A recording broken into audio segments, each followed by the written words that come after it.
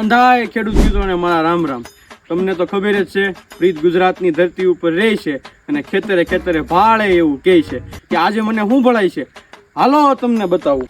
તો આજે મને ભળાય છે મારી પાછળ દેખાતી આ લીલી સમ રસકા જેવી હળદર, કે જે હળદર છે અમરેલી જિલ્લાના ધારી તાલુકાના નનુભાઈ તળાવિયાની હળદર. તો આપણે નનુભાઈ તળાવિયાને જ પૂછીએ કે આવી લીલીછમ રચકા જેવી હળદરનું રહસ્ય શું. નનુભાઈ, આ તમારી લીલા રચકા જેવી હળદરનું રહસ્ય શું? મેં આ દવાનો છંટકાવ કર્યો ડાયફેન સ્ટોપનો, અને એનેથી ટપકા નથી પડ્યા, કોરું દાજી નથી, અને ફૂગનાશક કોઈ દેખાતું નથી. હળદર બહુ સારી દેખાય છે. અમારા ગામમાં 2-3 અને ફૂગનું અસર થઈ ગઈ છે, પણ મેં 2 રાઉન્ડ લીધા છે, મારે કઈ અસર થઈ નથી, અને હજી 3રો રાઉન્ડ 2-3 દિવસમાં લેવાનું છે.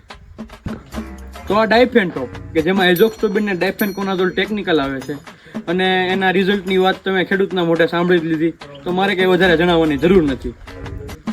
ટૂંકું અને ટચ, સ્પષ્ટ અને સચોટ કે ડાયફેન ટોપ છે તો ફૂગમાં રિઝલ્ટ તો છે જ ને.